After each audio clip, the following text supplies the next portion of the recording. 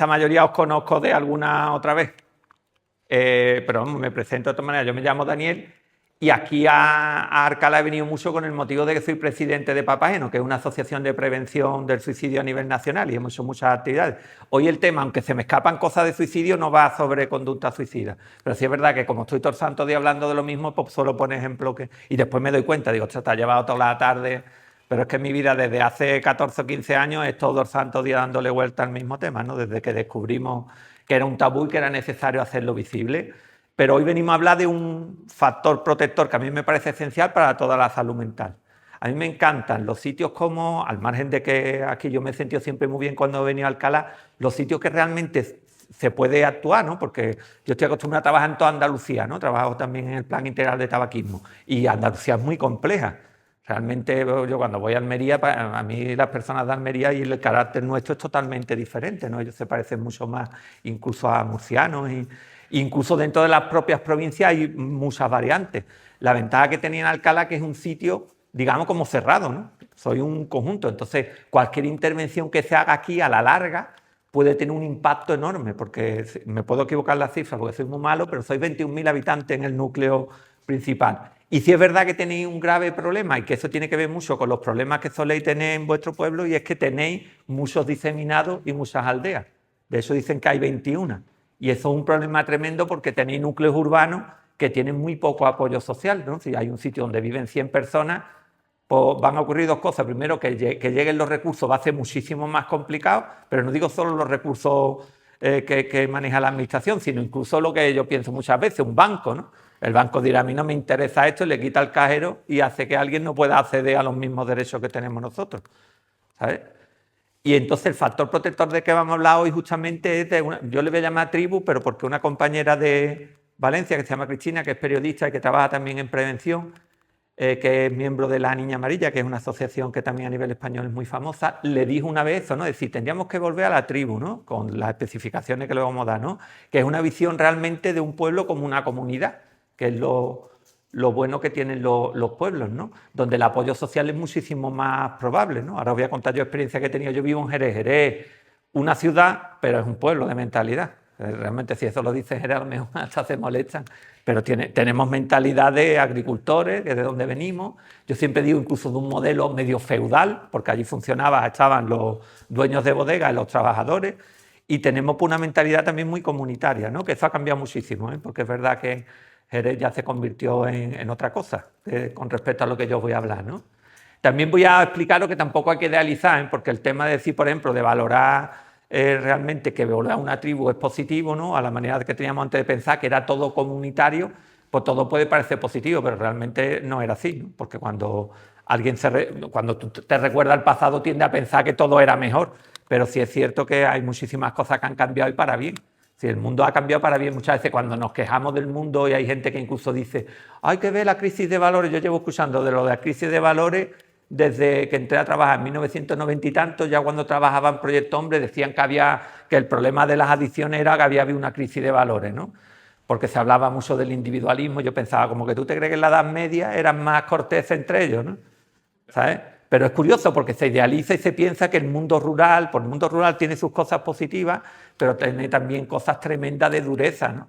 Que hace que lo que tenemos que coger es aprovechar las cosas buenas de los sitios pequeños, pero también entendiendo que los cambios técnicos y que Internet, por ejemplo, ha sido un cambio positivo. Yo cada vez que voy a una charla no paro de escuchar que las redes sociales, Internet son algo negativo, incluso la inteligencia artificial, pero bueno, es verdad que como son cosas nuevas tienen enormes peligros que tenemos que tener cuidado, pero también es cierto que yo utilizo ahora mismo la inteligencia artificial para todo. Para todo. Si tú eres una persona inteligente y sabes discriminar aquello que tú puedes aprovechar de aquello que no, pues es algo positivo, ¿no? Se trata de que somos seres sociales y que la mayoría de los problemas de salud mental son producto, como veréis luego, pues de determinadas cosas que tienen que ver con la forma que nosotros tenemos de relacionarnos con los otros. Vuelvo a repetir que aunque hable del tema del suicidio, eso vale para adicciones, vale para muchas veces la depresión, porque son efectos de vivir en una sociedad que muchas veces tiene un carácter individualista, ¿no? Porque el individualismo sí ha cobrado cierta importancia. Yo os cuento mi experiencia, ya digo, en Jerez ya el mundo ha cambiado muchísimo, pero yo recuerdo que el primer sitio donde yo viví con mi pareja, allí le llaman casas de vecinos, y en las casas de vecinos era una serie de viviendas que compartían servicios, quiere decir que la cocina era una cocina comunitaria. Cuando yo viví, ya la cocina me pertenecía a mí, pero se notaba, estaba en un espacio diferente. Tú te salías de tu casa y tenías una llave. Era la cocina que había sido de todo el mundo, que claro, ya llegó un momento donde se repartieron las cocinas, ¿no? Evidentemente allí el concepto de intimidad era nulo. Quiere decir que si tú te peleabas con tu pareja, se habían enterado todos los vecinos, y de eso yo puedo contaros la vida de todo el mundo, porque si llegaba alguien y se peleaba con la pareja, estaba yo, ya venía Antonio y se ha peleado con la pareja.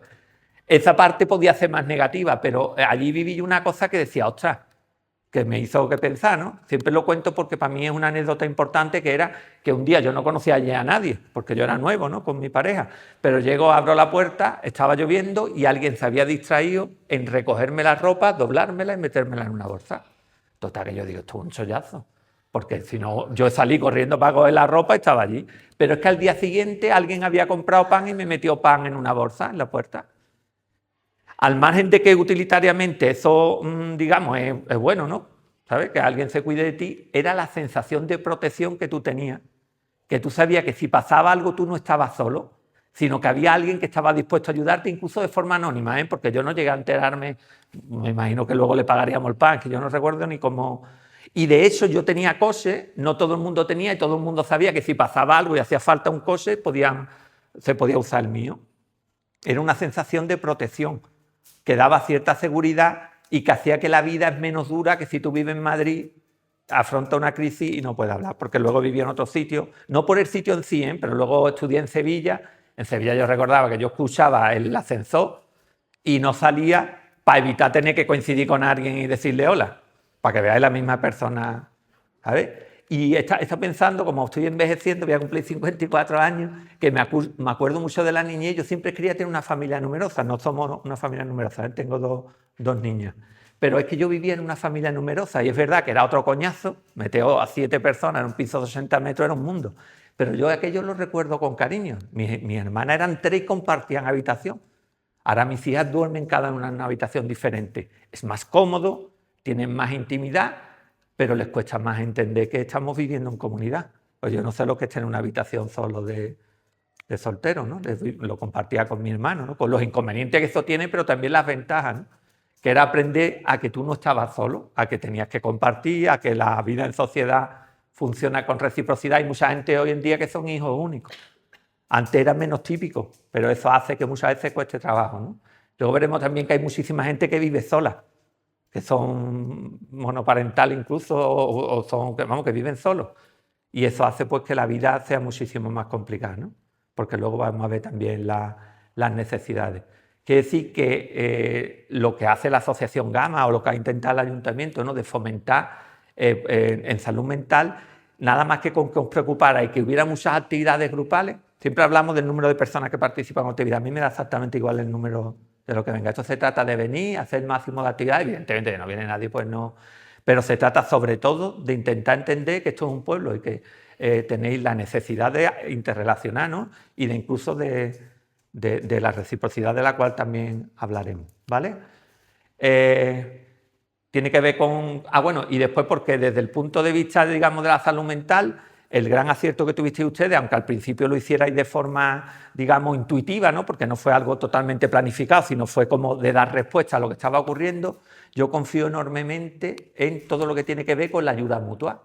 Quiere decir que si ustedes sois 10 personas que tenéis el mismo problema, os reunís y si os organizáis, yo he visto verdaderos, entre comillas, milagros dentro de la ayuda mutua, ¿no? Esta mañana estábamos hablando en la otra actividad y es que yo he visto cosas increíbles con la ayuda mutua, ¿no?, que consiste en alguien que tiene la vida destrozada, empieza a asistir a un grupo de ayuda mutua y soluciona su historia. Ahora veremos también por qué. Entonces yo muchas veces lo que digo es que muchas veces la propia administración puede pensar, lo que tengo que conseguir es que me hagan un hospital aquí al lado, que yo no digo que no, que los hospitales son importantes, pero lo importante es que la gente se agrupe por problemas. El problema es el aislamiento, cuando tú tienes un problema y no tienes a nadie a quien contárselo. Luego vamos a verlo, pero es tremendo que cuando te pones a investigar esto, antes era normal que la soledad no deseada era un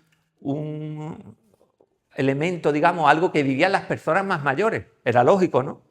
pues ahora son los más jóvenes. Es terrible, o sea, nuestros jóvenes que podían tener una vida súper mejor que la nuestra y no la tienen. Tienen más problemas de salud mental. Hay dos cosas, es que también somos más sensibles. Es decir, yo siempre, y lo digo en broma, pero es en serio, yo estoy seguro que si yo naciera ahora, probablemente alguien me hubiera diagnosticado un problema de salud mental en el colegio. Seguro. ¿Por qué? Porque entonces si tú mostrabas alguna... Yo no quiero que me lo diagnostiquen, pero me refiero... Porque no pienso que sea positivo que se patologicen formas de ser, ¿no? Pero es verdad que yo mismo muchas veces me doy cuenta que mi cabeza no funciona... En determinadas cosas, digo, no funciona como la de esta gente, incluso en la forma de relacionarme y toda la historia, ¿no? Yo he llevado una vida absolutamente normal, feliz, todo lo feliz que puede ser una persona en el mundo, ¿no? Porque muchas veces pasan cosas complicadas, pero es que ahora, además, la sociedad lo que está provocando es que vivamos más aislados. Es casi increíble que mientras que cuando yo empecé a dar escuela de padres hace 30 años de madre o de familia, resulta que el miedo que teníamos era que nuestros hijos salieran a la calle por el tema de las drogas, ¿no? Era pánico. Hoy en día yo a mi hija le fomento que salga a la calle de madrugada, le digo, hoy no va a salir, pero es que la empujo a salir, llama a tus amigas, porque el miedo justamente es que se quede dentro de casa conectada a Internet. Es increíble, ha cambiado el mundo tremendamente. Antes lo que decía era tener cuidado con los peligros de fuera, ¿no? Y ahora los peligros están dentro de tu habitación, ¿no? Porque pueden pasar, muchas veces cuento yo, que le digo, ¿dónde están las niñas? Ahí dentro. Y yo digo, pues llevo 5 horas sin escucharlas, tío. Y en verdad que nosotros nos llevamos bien, que no tenemos problemas de relación, pero digo, es que llevan 5 horas metidas ahí, ¿no? Es que hasta les busco trabajo en verano para que no estén dentro de la habitación. Es que me da igual, la más chica tiene 16 años porque sé que no puedo, es que si no, intentaba que estuviera afuera, ¿no? Para intentar evitar el problema que están teniendo y que solo se relacionan a través de eso, ¿no? Ahí he puesto esa foto, como yo no soy muy atractivo, lo he hecho en inteligencia artificial para que me mejore. No le dije que me pusiera más guapo, pero fue tremendamente amable conmigo. Fue tremendamente amable, pero es para que usted vea el recorrido, porque lo mío fue accidental. Al trabajar en Proyecto Hombre, la base de tratamiento es plenamente grupal. Aunque no es exactamente su origen, pero se hablaba de las primeras comunidades cristianas, ¿no? Las primeras comunidades cristianas vivían las cosas de forma totalmente comunitaria. Quiere decir que si nosotros éramos una comunidad y yo cometía algo que fuera en contra, no existía lo que hay ahora, ¿no? Que es que yo cometo un pecado, lo pienso y eso ya se presupone que está sanado, digamos, ¿no? Si pido disculpas y es un proceso interior, sino que allí había una cosa que se llamaba exhomologesis, que consistía en que si yo lo hacía, lo tenía que hacer público. Y se suponía que la sanación, entendiendo que el pecado entonces se relacionaba con la salud mental, ¿eh? Ahora ha cambiado muchísimo nuestra manera de percibirlo. Pero al expresarlo en público, pues lo que hacía era que se sanaba, porque incluso tú lo corregías. ¿Qué pasa cuando viene el problema de la heroína aquí a España? Que cuando viene el problema de la heroína, que fue una epidemia que ya se nos ha olvidado, a nosotros se nos olvidan los problemas de los que venimos, era un problema tremendo, porque eso destrozó a generaciones completas. Yo no sé aquí cómo lo viviste en Alcalá, pero Jerez fue un infierno durante años, ¿no? Porque se llevó gente, yo puedo recordar del sitio donde yo vivía, muchísimas familias que perdieron algún miembro. Entonces, para solucionarlo, tuvieron que crear comunidades terapéuticas que se basaban en eso.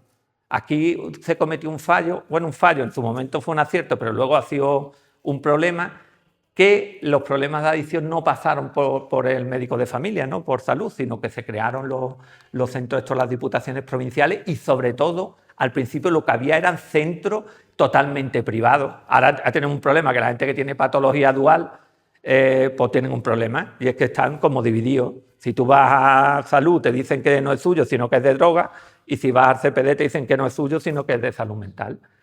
Pues entonces tuvieron que crear comunidades terapéuticas. Una comunidad terapéutica, yo trabajé 5 o 6 años en una, es un sitio impresionante porque es una especie de laboratorio. Allí, en las comunidades de Proyecto Hombre, no hacen una vida normalizada. Ahora habrá cambiado mucho, ¿eh? Yo hablo de mi época, que hace 20 y tantos años, cuando era un problema la droga y no era fácil ayudar a la gente a que lo dejara, sino que es una vida totalmente en comunidad. Quiere decir que tú te levantas y ya es la primera actividad, que es en grupo, y no existe el concepto de secretos. Quiere decir que si tú has hecho algo o si a ti te ha pasado algo, vas y lo cuentas en público y se entera todo el mundo.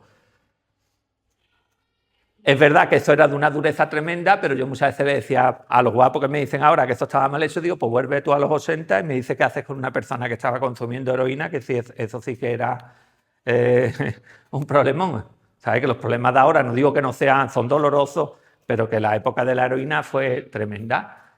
Y entonces aprendí que el grupo funcionaba, era como más, bueno, está demostrado científicamente que es más costo efectivo, pero el hecho de que las cosas se traten en grupo, se habla de grupo de ayuda mutua, nosotros le llamamos ahora grupo de apoyo, porque consiste en que 7 personas, 10, 12, se suele decir que de 8 a 12 personas se reúnen con el mismo problema y la persona que facilita el grupo puede ser un miembro de ese problema. Quiere decir que si es de adicciones, pues alguien que ha consumido droga.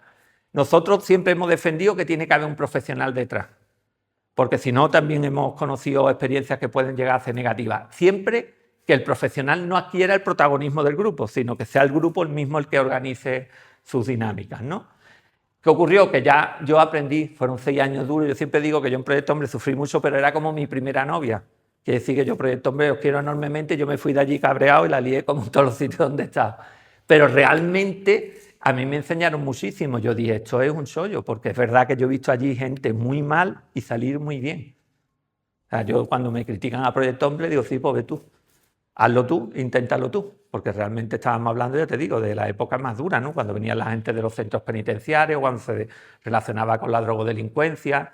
Los problemas de ahora son problemas muy graves, pero que yo digo que nos retrotraigamos, que cuando me dicen a mí que ahora estamos mal, yo digo, acordarse cuando tenía un coche que no te lo hubieran abierto era un milagro.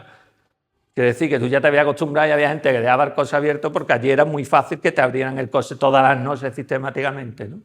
Era una época dura. Y a partir de ahí yo todo lo he hecho en grupo. He hecho grupos de tabaquismo, de obesidad infantil, porque ya trabajé para la administración durante 20 años y me dio tiempo a experimentar que los grupos funcionaban en todo y siempre con la misma dinámica. Hay como 2 directrices. Una es la oportunidad de que hablen. Es verdad que hoy me ha sorprendido porque normalmente no venís ningún hombre. Los hombres no están acostumbrados a venir a actividades de este tipo donde se habla de temas.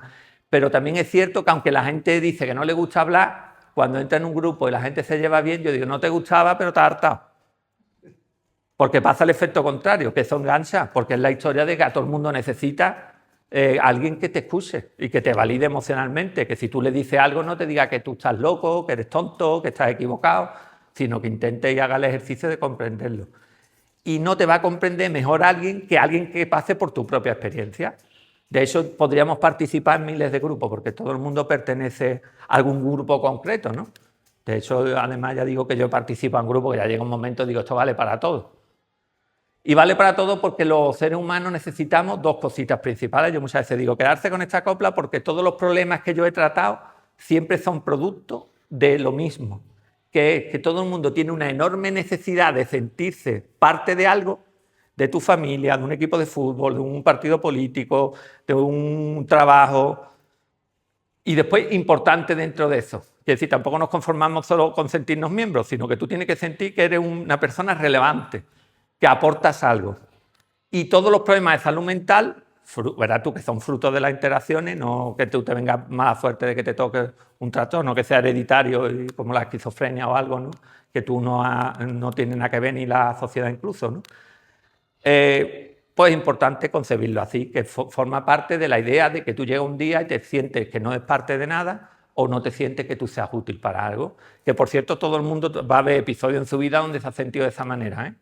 Y no necesariamente simplemente por el hecho de que algo no funcione, sino por el hecho de existir. Yo muchas veces me levanto y yo digo, vaya inutilidad de mi vida, y es producto de que son por los malestares que son típicos de los seres humanos, ¿no? Esa necesidad, que también visto en positivo lo que necesitamos, que es lo contrario, si lo que te impulsa más o menos es no sentirte sola o no sentirte solo, lo que te atrae es la idea de amor. No me refiero al amor romántico, que a mí me parece una gran payasada eso del amor romántico y lo que nos vendió Disney y toda esta gente siempre me ha parecido un problema gravísimo, pero sí la idea de amor, ¿no? Y es que necesitamos que la gente nos quiera. Y eso es una necesidad humana, una fuerza enorme que hace que nos agrupemos, que nos unamos y que eso es curativo, ¿eh? Que decir, el amor en un sentido de lo que decía Erich Fromm, que Erich Fromm criticaba mucho, y eso era del siglo XX, ¿no?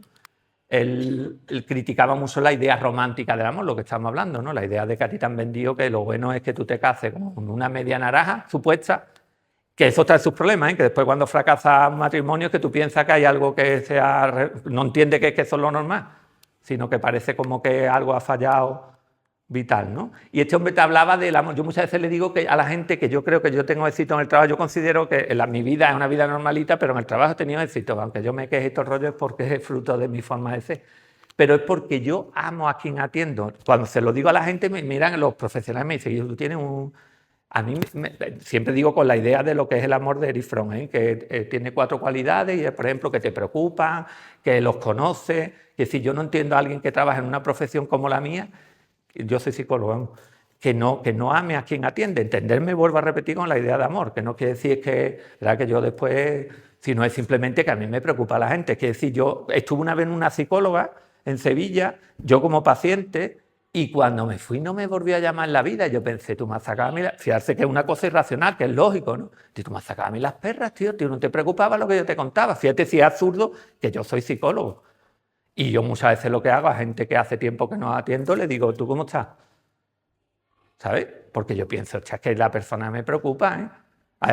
Se lo escribí a una y ellas piensan que es que quieren que pida consulta. Le digo que no te estoy diciendo que pida consulta, que te estoy preguntando cómo estás porque me dejaste preocupado la última vez. Que tú me llames cuando tú lo necesites. No lo entiendo de otra manera. Es como muchas veces los médicos, ¿no? Los médicos suelen recordar de forma muy agradable cuando han trabajado en sitios rurales, porque el trato era muchísimo más humano, ¿no? Es para que veáis que esto es... Por eso digo yo que a mí no me va, yo siempre digo, dinero me va a faltar, pero trabajo nunca, porque realmente cuando ven que realmente no es solo una relación profesional, sino que realmente te preocupan las cosas, pues te va muchísimo mejor. Y ya después me he dado cuenta que cuando un problema deja de ser un problema grande, a mí ya no me interesa. Que si la conducta suicida sigue siendo un problema grave, pero es verdad que no tiene nada que ver como cuando yo empecé en 2012. Cuando yo empecé en 2012 a hablar del suicidio en España era un problemón, la gente te miraba mal, no te invitaba a los sitios, y ya me he dado cuenta que como somos tantos que se supone que somos expertos, no me interesa. Ahora me interesa el trastorno límite de la personalidad, que está muy castigado, la patología dual, porque los pobres llevan 30 o 40 años dando vueltas por ahí. Hay gente que tiene 30 años de historial de un trastorno mental y de consumo de drogas o de adicciones, y los pobres pues están al libre albedrío. Y porque, vuelvo a repetir, que confío muchísimo en la estrategia esta de los grupos, ¿no?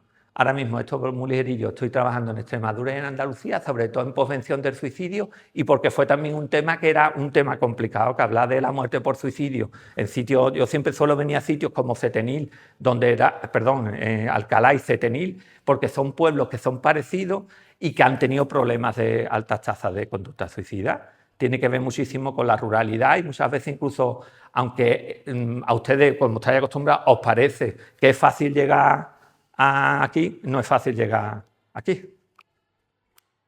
Es un sitio, ayer estuve comprando una tienda de aquí del centro y me dijo la señora, sí, esto está muy bien comunicado. Yo pensando, sí, que sí, pero que está ahí en un sitio complicadillo, ¿no? Además, verá, históricamente decía que era ahí la frontera con respecto a...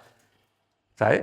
Pues bueno, siempre me ha interesado ese tipo de historias. Y bueno, en Extremadura estoy haciendo lo mismo y también estamos haciendo lo de la prevención. Ahora tiene que ver mucho con la conducta suicida, pero yo siempre dije que no me iba a convertir en un experto en esto, sino que iba a hacer mi aportación y que luego iba a seguir mi camino como probablemente haga cuando toca.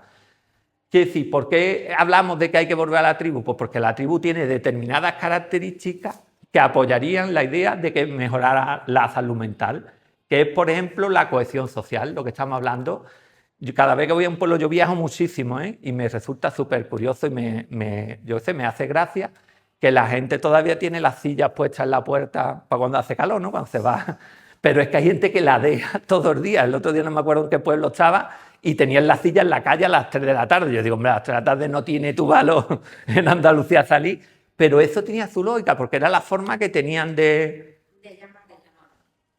Bueno, y además de compartir incluso su historia, aunque fuera a través de los rumores, que vuelvo a repetir que no todo era positivo, pero eso hacía que tú tenías, yo más recuerdo que cuando yo era pequeño, los adolescentes nos criábamos en comunidad. Sí es cierto que yo ya vivía en un mundo que estábamos separados, porque eran pisos y toda la historia, pero quiere decir que, por ejemplo, tú salías a la calle y no era raro que un vecino te echara un broncazo como si fuera su hijo. Ahora mismo no eres tú capaz de decirle algo a un niño que no sea tuyo. Pero eso tenía su lógica, ¿no? Decíamos siempre en la historia, yo siempre comento de broma, pero porque me hacía mucha gracia, que cuando tú entrabas en un centro de salud, tenían una foto de una enfermera que hacía así, con la cofia. Y escúchame que veía la foto y te callabas. Era una foto, tío. pero la foto misma te impresionaba y era porque tú sabías que si tú la liabas, como la puede liar ahora mismo un niño en un centro de salud, no era, era tu padre el que te hablaba, pero era la enfermera, era el médico y era un vecino que te decía, niño, ¿te quieres estar quieto?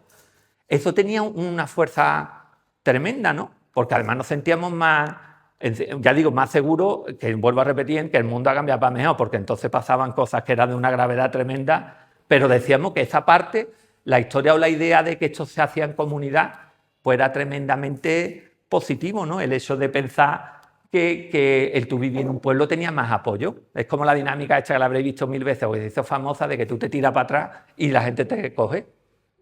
Tú te tienes que tirar confiando, pero es que la gente te coge. Yo he visto gente que la han dejado caer. Pero la idea es esa, ¿no? De que yo cuando he trabajado, por ejemplo, en un equipo, yo recuerdo un proyecto, hombre, yo tuve fases buenas y fases malas, pero recuerdo un equipo donde yo sabía que si yo me caía, alguien me recogía. Y entonces yo era un tío feliz, porque me arriesgaba incluso sabiendo que si me arriesgaba y pasaba algo, el de atrás me iba a proteger. Diferente en otros equipos donde yo pensaba, como te caiga, te pisan el cuello. Y a lo mejor ganabas más, pero que muchas veces simplemente son este tipo de historias lo que te hacen sentirte más feliz. Yo recuerdo allí una época divina, porque era eso, ¿no? La sensación de lo que es el trabajo en equipo, ¿no? Y eso es una cosa importante. Después que hay un propósito colectivo. En la tribu lo que pasa, en las más primitivas, la historia era sobrevivir. Y tú para sobrevivir luego vamos a ver que puedes hacer dos cosas. Normalmente en nuestra sociedad que se defiende, que colaboremos o que compitamos. ¿El qué? Y es un error porque se piensa y nos han enseñado que según Darwin los que vamos a sobrevivir somos los que mejores competimos. El macho alfa. Eso es lo que te dicen, ¿eh? Yo no digo que sea verdad, pero lo que se defiende ahora, y si tú tenéis niños en el colegio, lo que tú piensas que el mejor es el que saque mejores notas. Un error grave. Pero tú piensas que sí, de hecho tú potencias ese tipo de historia. La sociedad lo que potencia es eso. El que más vende, el que más corre.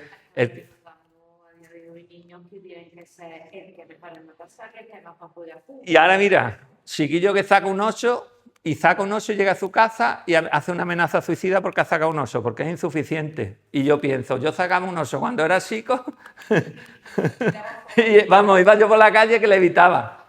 Pero hoy en día un 8 es poco. Es para que veáis que es verdad que tampoco hay que ser inocente, ¿eh? Hay veces que hay que competir. Y hay que saber competir con elegancia, porque es verdad que cuando hay un recurso y hay dos personas, uno se lo tiene que llevar y tú tienes que saber competir. No hay que pensar tampoco en un mundo buenista donde tú puedes ceder continuamente tus conflictos, porque entonces te lleva todos los guantazos. De eso yo siempre comento en la frase esta de la que hace más daño de la Biblia. Yo considero que la Biblia es un documento que tiene grandes verdades. O sea, quiere decir, yo soy ateo, ¿eh? Tengo una profunda, digamos, cultura cristiana, porque mis padres eran, digo, fundamentalistas, pero porque eran muy cristianos, ¿no? En general éramos así. Pero hay una frase que yo digo que es tremenda, porque te han enseñado a llevarte todas las tortas del mundo, que es que si te dan una torta, que ofrezca la otra mejilla. Y yo digo, pues si tú ofreces la otra mejilla, es la forma más segura de llevarte dos tortas para ir compensado. Porque tú tienes que aprender que cuando te dan una torta, la próxima vez tienes que retirar la cara. Quiere decir que yo no vengo de un mundo... El otro día estaba discutiendo ahí, medio en broma, le dije que yo también vengo de un barrio obrero, que es que si en un barrio obrero, si tú ofreces la otra cara a la mejilla, te pegan otro guantazo para que vaya calentito para tu casa. Quiere decir que yo te digo que yo no tengo una visión. Sin embargo, hay otro tipo de historias que tienen que ver con eso, que son positivas. Después hay otra cosa, que el contacto físico regular, mira, yo recuerdo cuando yo vivía en Sevilla, a lo mejor hacía un examen cuando estaba estudiando y me había llevado 3 días solo en el piso de estudiantes y el tercer día ya empezaba a tener conductas raras. Es más, es que iba a la tienda de enfrente para comprar algo, pero para escuchar una voz humana. Porque cuando tú vives con mucha gente, eso del contacto físico pues es súper importante y eso lo hacen también los pueblos. Vamos a ver, es tan negativo como vivir en un sitio donde no hay gente, como también, por ejemplo, que si yo voy a Madrid a los 10 minutos ya estoy estresado. Porque en Madrid muchas veces, si tú vas a los sitios, es impresionante el número de personas que se puede mover allí. Vamos, las calles principales de Madrid es tremendo. ¿Sabes? Que digamos que tiene que ser evidentemente algo que está totalmente compensado. Esto es una tontería, también decían incluso que si hay mujeres que viven juntas, llegan a regularizar su menstruación. Y es muy probable a través de las feromonas y todo este tipo de historias. ¿Sabes? Eso pues tenía su utilidad. Y es una vida que tenían los ritmos marcados y que eran comunes. Por eso la gente queremos las mismas horas de comer Y bueno, incluso la gente que tiene turno partido puede llegar a tener problemas porque no se puede regularizar con la vida social del resto, ¿no? No me acuerdo qué le habéis dicho, creo que ha sido tú, ¿no? Que estás trabajando y entonces dices, pues no voy a poder hacer esto. Hay trabajos que son chunguísimos, los que son de noche, la mayoría de la gente acaba teniendo problemas. Pero incluso problemas familiares, ¿por qué? Pues porque no, o esta gente, por ejemplo, la policía y la Guardia Civil tienen problemas graves, porque mientras que nosotros estamos de cachondeo, ellos están trabajando. Por lo tanto, muchas veces dicen, pues no sé la última vez que pasé unas navidades con mi familia, ¿no? Y como trabaja de noche, luego tiene que dormir de día, con lo cual la vida social es muchísimo más escasa, ¿no? Y después por lo que se llama lo de la historia de la cooperación. Es más fácil cooperar en este tipo de historias. Ahora se me acaba de ocurrir, pero los edificios que creáis de coworking y todo, que ahora está de moda, que los ayuntamientos, eso es súper positivo, que es verdad. Vamos a ver, yo he estado mucho tiempo de autónomo, pero estaba de autónomo trabajando también para la administración, era divino, pero ahora estoy solo de autónomo. Y escúchame, anda que nos duró esto, ¿eh? Pero no es solo en el tema económico de toda la historia, sino en el tema que es que tú no tienes compañeros, que te tienes que bregar la película tú solo. Quiere decir que tienes que salir todos los días a la calle con la sensación de que eres tú y el mundo. ¿Sabes? Una situación que yo no había vivido antes. Porque ya digo que yo trabajaba autónomo, pero era por un complemento salarial. Pero después tenía un equipo siempre, que siempre sí tiene un problema. Yo veo a los compañeros que pasan consulta y yo digo, yo no sé cómo aguanta este hombre escuchando 6 o 7 horas problemas sin poder compartir nada con nadie. De hecho, sospecho que muchos acaban mal. Y de eso hay gente que llega a un momento que dice, yo no atiendo más de 3 personas, yo normalmente estoy acostumbrado a lo que me va viniendo, si me vienen 20 a 20 que atiendo, pero claro, si tengo un soporte emocional, ¿no? Si después te puedo decir, no, vea lo que me acaban de contar. Yo muchas veces me como las cosas que me cuentan individualmente, me las como con patatas. Digo, ¿a quién le cuento yo esto, no? Entre que por el eso del respeto a la confidencialidad no puedes contárselo a mucha gente y ahora a eso le une el tema de que estás solo, ¿no? Eso es súper importante, la sensación de cooperación. No me acordaba porque había puesto eso, lo de supervivencia. El otro día vi, esto es una pedazo de tontería, ¿eh? Supervivencia de desnudo es que cogen a 4 o 5 parejas al azar, las ponen desnudas. Es un programa americano, pero que lo han hecho también en España y tienen que sobrevivir. Habrá cosas que estén trucadillas porque es un programa de televisión, pero la gente pierde 15, 20 kilos, ¿eh? O sea, que los pierden, que yo me tragué todas en una noche, los 6 o 7 que había, y no vea cómo se veía, cómo sobrevivía la gente que se llevaban bien. Si me tocaba contigo, nos llevábamos bien fenómeno, pues como nos lleváramos mal, no vea el hambre que pasábamos y la miseria, ¿eh? Ya vuelvo a repetir que yo sospecho que había cosas que están trucadas, pero que tú le veías la cara a la gente cuando llevaba 21 días desnudo intentando buscarse la vida, y ahí dices tú, ahí es cuando te enteras tú de que o coopera o acaba. De hecho, gente que estaba súper curtida, si perdía la pareja porque la pareja abandonaba, un señor que estaba súper preparado dijo, yo esto no lo aguanto. Fijarse que era capaz de, ¿qué te digo yo?, de estar alimentándose de insectos, pero en cuanto perdió a la persona que le tocó, además al azar, dijo él, mira que no aguantó una noche. Dijo, yo esto no lo aguanto. O sea, era capaz de aguantar las circunstancias de dureza, pero no la sensación de soledad, ¿no? De no tener a nadie con quien compartirlo, ¿no? Y a lo que vamos también, por hablar en positivo, es la historia del abrazo, ¿no? Yo me he dado cuenta que en las situaciones de duelo, a lo largo de los años, me he dado cuenta que lo que verdaderamente a ti te duele, porque hay gente que son capaces de recuperar la relación con la persona fallecida. Que si yo, por ejemplo, con mis padres fui capaz de recolocarlos en mi vida, los dos fallecieron por circunstancias diferentes y los recoloqué. Pero cuando tú intentas explicarle a otro, te dicen, sí, Dani, pero yo lo que necesito es la necesidad de tocarlo, de abrazarlo, que eso no se recupera. Cuando se muere alguien, lo siento, pero no hay ninguna religión en el mundo que te dé esa historia, ¿no? ¿Sabes? Y es porque el abrazo cumple una función social también. Yo tengo dificultades para abrazar a la gente, de eso yo hago trampas. Quiere decir que si estoy trabajando en un grupo de ayuda mutua y veo que alguien está llorando, mira a otro y le digo, a por él, porque no soy capaz, y yo creo que sé por qué, tampoco lo voy a contar, que se va a quedar grabado. Se va a quedar para la posteridad. Bueno, de una cosa absurda, yo pienso que es porque cuando yo era pequeño, mi madre, como tenía 5 niños, no me cogió en exceso, sino que se acostumbró a que yo era una persona independiente y no estoy acostumbrado al contacto físico con. Mi madre me quiso mucho, pero una madre cuidando a 5 niños, pues imaginarse la que había liado en mi casa, ¿no? Y no estoy acostumbrado al contacto físico. Le digo, hombre, que no tengo problemas graves, pero que yo sí tengo que abrazar, hago así, además. Me arqueo. Es una cosa, además, es rechazo de decir, no quiero Y si estoy sufriendo, no quiero que nadie me abrace. Hay gente que a lo mejor te ve sufrir y tiende a cogerte y yo huyo. Porque para mí la protección es esconderte hasta que pasa el peligro. Pero sí he aprendido a decir, hostia, esto está guay, porque yo he visto a gente sufriendo mucho y gente que no se conoce se abrazan y se le quita. Y yo digo, esto no es cualquier tontería, esto es una medicina. Y tiene que ver con que en los sitios así es más propio el contacto físico. Ahora mismo vamos en un mundo donde incluso yo, si no te conozco, si sé quién eres, intento darte la mano porque no sé si tú vas a aceptar un beso. Antes era muy propio que si era una mujer le he plantado 2 besos. Y ahora cuando voy a sitios donde son gente, hago así primero. Y después si lo veo me acerco, porque si no me han hecho más de una cobra. Es muy desagradable. Que lo entiendo porque ¿por qué le tengo que dar yo 2 besos a ti y no a ti? ¿Sabes? Lo entiendo porque es una historia que está allí diciendo, no, esto no lo quiero. Pero eso lo que quita es la historia del contacto, que tú puedas abrazar. Y bueno, y estamos hablando de contacto, pero si tú fueras amigo mío tremendo, el hecho del contacto físico se sigue viendo como algo negativo. O sea, el otro día me acordaba que es broma, pero era amigos míos de toda la vida que dormíamos juntos en Sevilla, como no teníamos espacio, pues cruzábamos las camas. Y es que yo me metía en un saco de dormir para no rozarme. Pero eso era por la historia inútil, ¿no? Que ni ninguno, verás tú, que no era ni historia de si no es cómo va a rozar tú a otro hombre, es una cosa absurda. Si es un amigo, tío, de toda la vida, ¿sabes? Y además gente que a la que yo quiero, ¿sabes?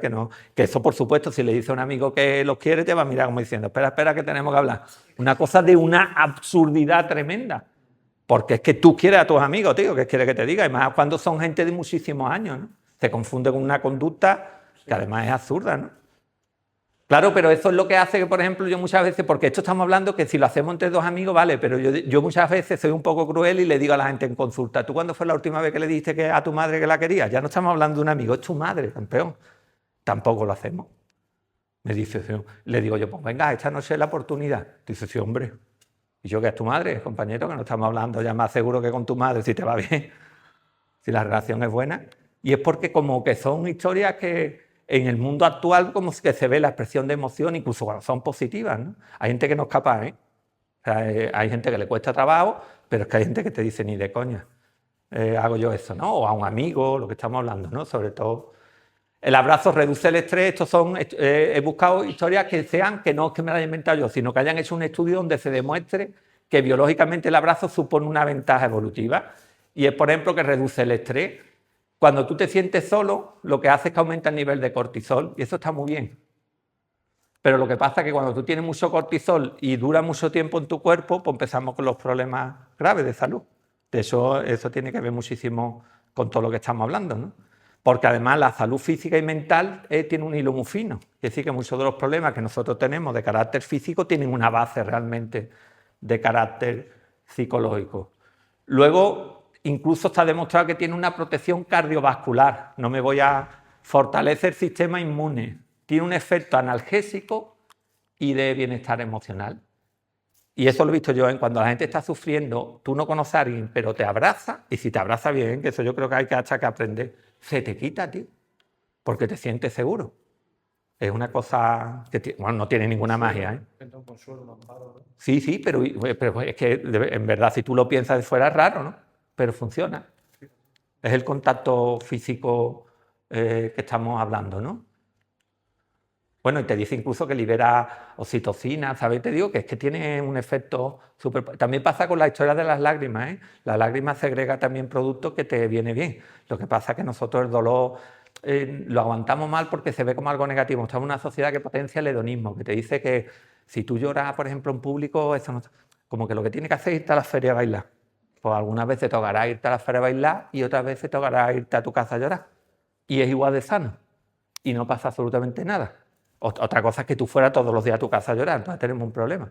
Pero esa descompensación de pensar que la felicidad solo se relaciona con las emociones positivas y con... Pues no.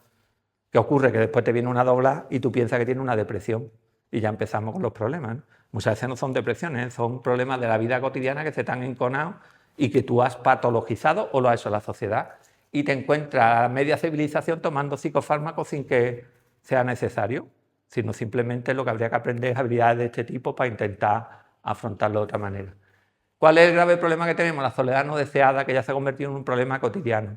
Vuelvo a repetir que esto viene no solo porque la sociedad sea como es, sino porque por naturaleza Yo siempre lo he comparado, entendedme, que es una metáfora, pero usted piensa que usted está en el vientre materno y debe ser el sitio más maravilloso, que yo tengo 54 años y si no duermo con mi pareja me pongo en posición fetal, no lo hago queriendo, el cuerpo se pone en esa posición.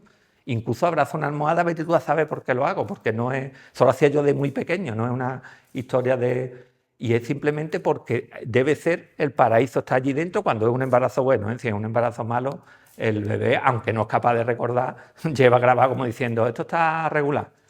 Y ahora un día, tu madre, iba a decir te pares, da luz y tú ves el mundo y el mundo lo primero que ves es una sensación de ahogo porque es la primera vez en tu vida que tienes que respirar. Y aunque sea algo simbólico, te cortan el cordón umbilical recordándote que ha venido al mundo para estar más solo que la una. Que eso se lo digo yo, en el viaje lo haces totalmente solo los 50, 60, 80 años que vivas. Tienes la fortuna que te va cruzando con gente. Nos han vendido como eso de la media naranja en muchísimas circunstancias, de que parece que tú haces el viaje siempre acompañado. Estábamos hablando con el compañero de esta mañana, lo del tema del Camino de Santiago, ¿vale? El Camino de Santiago yo lo he hecho 3 veces, yo ya soy un experto en eso. Y la primera vez tú piensas que tú vas en grupo, y el Camino de Santiago lo haces tú más solo que la una, porque como cada uno lleva un ritmo, es como una metáfora de la vida. Realmente tú tienes la suerte de que como vas acompañado, pues vas hablando un ratito contigo, pero si tú te cansas o te quedas detrás, a tomar viento, ya no te tengo. Y lo haces solo. Y a mí me sirvió mucho para entender si esto es la vida, porque a ti te han engañado, te han dicho que va a haber alguien siempre a tu lado acompañando. Te dicen, tú has venido solo y ahora búscate la vida para que tenga relaciones de calidad, para que haga el camino menos solo. Pero tú estás solo porque eres un ser único, individual, y bueno, pues pasa lo que pasa, ¿no? Que nos han engañado un poquito. Digo que la enfermedad mental del siglo XXI porque se ha convertido en una enfermedad mental que provoca muchísimas más cosas graves, que muchísimas cosas, lo comparan incluso con el tabaquismo, ¿eh? Porque luego tiene un efecto incluso con la salud de carácter físico. Esta es una canción de, bueno, el título es que me encantaba la canción esa, dice Soledad a la amante inoportuna, ¿no? Porque es verdad que muchas veces te visita cuando tú no quieres. Hay como 2 componentes. Primero, el aislamiento social, lo que estamos hablando. Una señora, siempre pongo el mismo ejemplo, una señora de 85 años que viva en una aldea de las vuestras, donde tenga 100 habitantes y no haya sacerdote, pues lo tiene complicado. Antes, cuando había sacerdote, por lo menos podía ir a confesarse y echar rato. Y a alguien le contaba su historia. Pero si no hay un cura católico, no hay un médico, no hay incluso alguien que le cobre los impuestos en directo para que ella le pueda contar sus penas. Lo de los impuestos es verdad, ¿eh? En Jerez trabajé yo mucho tiempo para una empresa que era Jereiza, que era la que recaudaba los impuestos. Me decían, Dani, pues no, hemos puesto por internet los pagos para que la gente no se moleste, y es que viene la señora y me dice que no, que me lo pagan mano, y es que se lleva la señora sentada media hora contándome que soy yo tras la cárcel, porque necesitaba ese tipo de contacto. Era potente. Yo digo que en el futuro aquellas empresas que van a triunfar son las que te den un trato personalizado.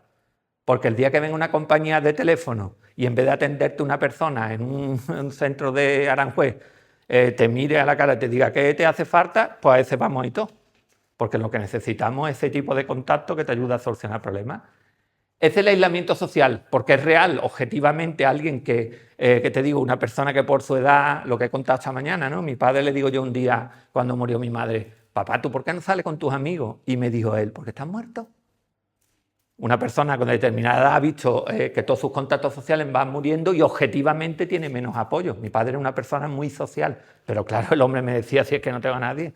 Mira que se daba vuelta por Jerez, pero claro, todos sus amigos habían ido falleciendo. Pero luego hay una cosa de carácter más subjetivo, que lo tenemos todos, que tú a lo mejor estás viviendo en una familia de 5 personas y un día te sientes totalmente solo. Que es lo que mucha gente dice, ¿cómo pudo hacer eso si lo tenía todo? Tenía 3 hijos, estaba bien con la mujer, y es porque esa sensación de soledad es algo subjetivo, es como de desconexión. A mí me ha pasado en todos los sitios, por ejemplo, donde yo he trabajado. Yo empiezo a sentirme parte de algo cuando me voy. Yo cuando estaba en Proyecto Hombre no me escucharía tú decir que yo era de Proyecto Hombre, y ahora voy por ahí, por el mundo, diciendo que yo trabajé allí. Es súper curioso. Es más, me costaba trabajo, por ejemplo, yo era educador, no utilizaba los servicios de los educadores, utilizaba los de las personas que tratábamos. Era súper curioso porque tengo una dificultad para sentirme parte de los sitios donde estoy, ¿no? Eso es el problema, que como es algo subjetivo, lo tenemos que aprender a afrontar de una manera más adaptativa de lo que lo hacemos, no consumiendo drogas. Ahora mismo a la gente no le hace falta consumir droga porque lo tenemos en psicofármacos. Quiere decir que somos una sociedad que gasta enormes cantidades de dinero en benzodiazepina. Entonces, si tú estás mal, ¿para qué voy a aprender un recurso si me sale más económico? Bueno, más económico, digamos, es absurdo, pero que lo estamos haciendo, ¿no? Con el grave problema que eso conlleva, para la salud pública, ¿no? Y te pone ahí, te advierte que tú puedes estar rodeado de personas totalmente, pero realmente sentirte solo por un tubo. Escúchame, que ahora tenemos que acabar. Ah, vale, que yo digo que yo soy capaz de liarme aquí. Y porque además no hay un solo tipo de soledad. Aquí en España no, en castellano tenemos un problema, que la palabra soledad también tiene una cosa atractiva, ¿no? Porque tú dices, me voy, me leo un libro, ¿no? Y en la playa estoy solita o pensando en mis cosas, pero es que no nos estamos refiriendo a esa soledad y entonces lo voy a simplificar. Hay una parte que es la soledad emocional, que tú, por ejemplo, te falta una pareja. La gente estamos acostumbrados a vivir en pareja, yo no creo mucho en la monogamia, ¿eh? Pienso que es el mejor invento para criar hijos, pero luego no pienso que sea la forma más lógica de vivir. Si yo volviera, yo no puedo, porque además tengo una cultura profunda igual que ustedes, pero yo viviría en tribu y viviríamos de forma libre, no hippie, en tribu. Pero sería una historia porque entiendo, si es verdad que entiendo, porque estoy tratando a personas en consulta que tienen otra forma de entender las relaciones, por ejemplo lo del poliamor, y digo, ahí la lleva, porque si es difícil llevarse bien con una, cuando seáis cinco y mezcladito, ahí la lleva y eso trae problemas, ¿no? Y además porque he notado, y eso ha sido ya con la edad, y no en la consulta, sino en mi vida, que la gente, toda la gente de mi edad ha ido pasando una crisis cuando nuestros hijos se han convertido en adultos, porque ya la pareja tiene que buscar algo para seguir. Ya no vale criar a los niños, ¿sabes? Además lo vi que en una época, dijimos, todas las parejas de nuestra edad tuvo los mismos problemas, ¿no? Y algunos ni siquiera sobrevivieron como pareja, ¿no? Pero vivimos así. La lógica es vivir en pareja o vivir en un concepto de familia que ahora es muchísimo más amplio que hace 40 años. Antes era un hombre y una mujer y ya está, ahora es muchísimo más amplio, ¿no? Y después puede estar la soledad relacional, que no tenga amistades de calidad. Decían antiguamente, esto un poco osentero, lo de la amistad es un tesoro, ¿no? Un amigo es un tesoro, pero que es verdad, ¿eh? Yo tengo amigos que vienen una vez al año allí a Jerez, porque claro, estamos dispersos, y para mí es como un hermano. Lo veo más que a mi hermano, de hecho. Porque son gente con las que yo tengo vivencias muy bonitas, tanto duras como buenas, ¿eh? De haberme divertido mucho, pero también de haber sufrido punto, ¿no? Luego está la soledad colectiva, es no sentirte parte de nada, ¿no?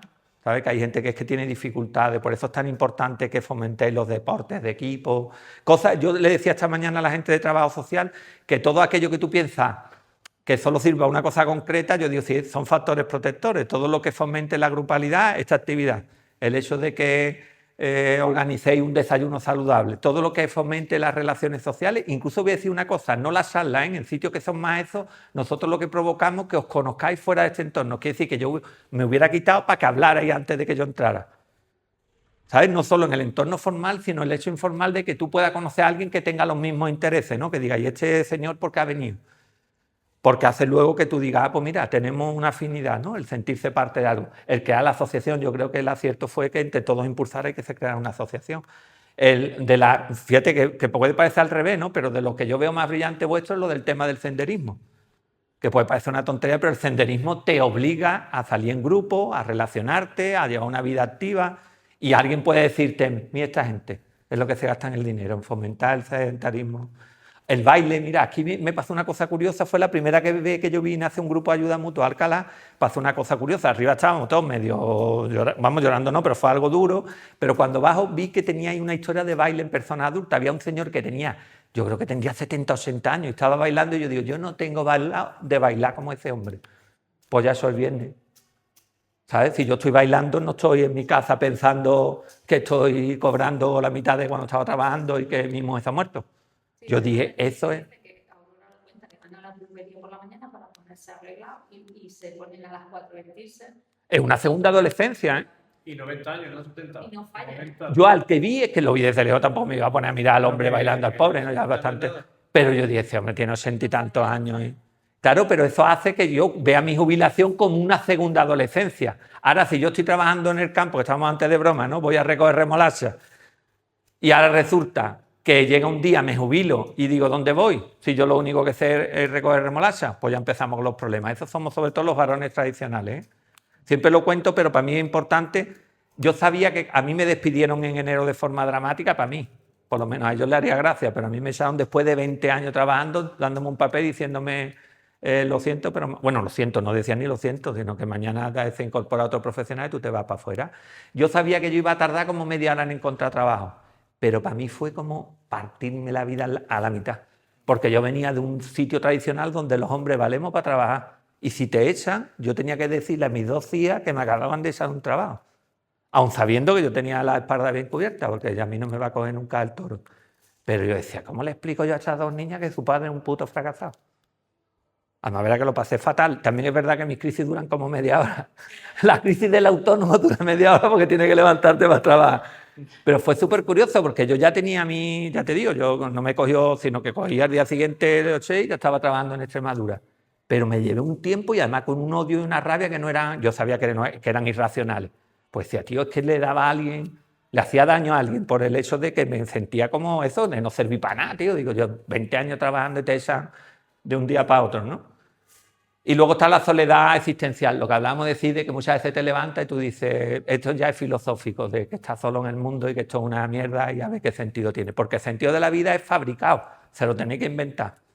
Aquí, aunque os parezca muy duro, hemos venido a fecundar y a ser fecundados. Porque es para la supervivencia de la especie. Lo que pasa es que nuestra especie animal, como tiene un intelecto, tiene que darle cierto sentido que sea más profundo. Y es verdad que lo tiene, ¿no? Y por eso inventamos las religiones, tienen un sentido, ¿no? de espiritualidad. Nosotros somos capaces, probablemente somos los animales más espirituales que existen. Y por lo tanto tú te levantas todas las mañanas y tienes que tener un sentido. Y eso muchas veces es complicado, porque es verdad que te dura lo mejor, pues tú dices, por mis hijos, por mi trabajo, pero eso va cambiando en la vida, ¿no? ¿Sabes?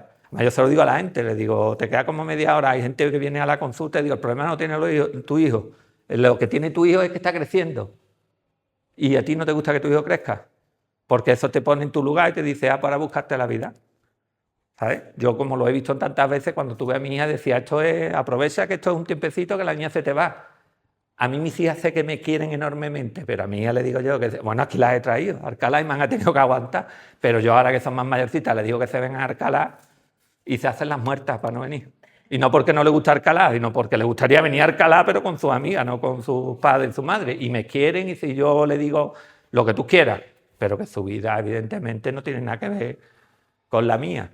Tiene que ver también con la temporalidad, porque puede ser algo circunstancial, ¿no? Que te vayas un tiempo fuera o que viva un periodo malo, pero es que hay gente que ya se convierte en algo totalmente estructural, es que su vida es estar solo. Después vaya a ver que el problema es cuando tú no lo eliges. Hay gente, por ejemplo, que se quedan viudas, sobre todo las viudas lo llevan mejor. En los viudos solemos buscar con cierta facilidad pareja porque los varones vivimos mejor en pareja. De hecho, vivimos más años si vivimos en pareja. Pero hay mujeres que optan por después de una viudez por decir, pues yo me quedo sola.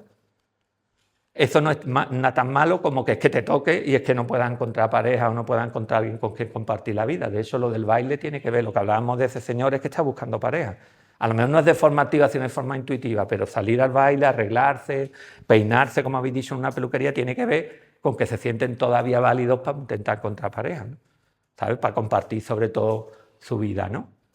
Y cuando ya se convierte en crónica, pues empiezan los problemas.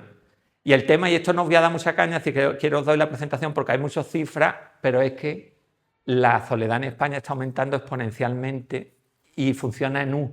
Quiere decir, la gente más joven se está sintiendo taco de sola, luego la gente menos, pero luego cuando son ancianos, de remate. Soledad no deseada, que es uno de los grandes problemas que estáis teniendo los ayuntamientos. En Cádiz tienen un problema añadido, que tienen pisos de 3 o 4 plantas, que cuando la gente era joven ven estupendo, pero no tienen ascensores. Entonces, si tú tienes la mala suerte de que te parte una pierna, pues te lleva 3 meses sin ver a otro ser humano, porque no tienen ascensores. Bueno, eso lo están arreglando. Pero se une la soledad no deseada, que son gente mayor que no tienen apoyo, con que es que ni siquiera tienen movilidad. Eso es tremendo. Es decir, en los pueblos suele pasar menos porque tenéis la facilidad de que tenéis muchas casas de planta baja. Pero es que Cádiz tiene bloques de piso, que vuelvo a repetir, que es que hay señoras que no han visto a la calle ahora porque están haciendo programas, pero eso es, imaginaros, ¿no? Aquí tenéis, hablo de Cádiz capital porque me acuerdo de los problemas que tienen, pero allí el metro de espacio, si hay un metro te ponen allí lo que sea, pero un parque no. Y los parques son parte de la salud mental de los pueblos. Ustedes porque tenéis campos y a lo mejor ustedes ni lo apreciáis porque como lo tenéis, pero tú te vas a Cádiz y dices, anda que no echo de menos yo que haya un parquecito. Lo he dicho esta mañana, pero el rollo de que pongáis cartelitos de prohibido jugar a la pelota os viene estupendo a los adultos, pero a los niños les viene como el culo, porque los niños lo que necesitas tú es ponerle pista para correr enormemente y cuanto más corran más felices van a ser.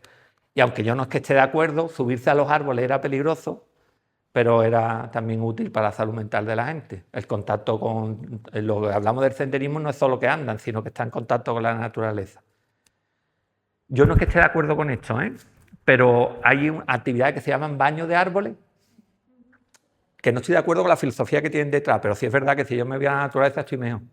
Yo cuando salgo al campo, tío, y es un campo, está feliz, tío, porque nosotros somos, es lo que estamos hablando antes, estamos civilizados, pero somos animales. Nosotros lo que nos hace falta es eso, verde. De hecho, la gente cuando ve las cosas verdes dice, mira qué bonito está. Y a lo mejor es más feo que un dolor, pero está verde. ¿Sabes? Te digo, cuando ves vida, representa, y por eso es importante incluso que el senderismo pues, se provoque en rutas que estén en los sitios claves de vuestro pueblo, ¿no? Digo que en esto no os voy a dar mucha caña porque lo he puesto.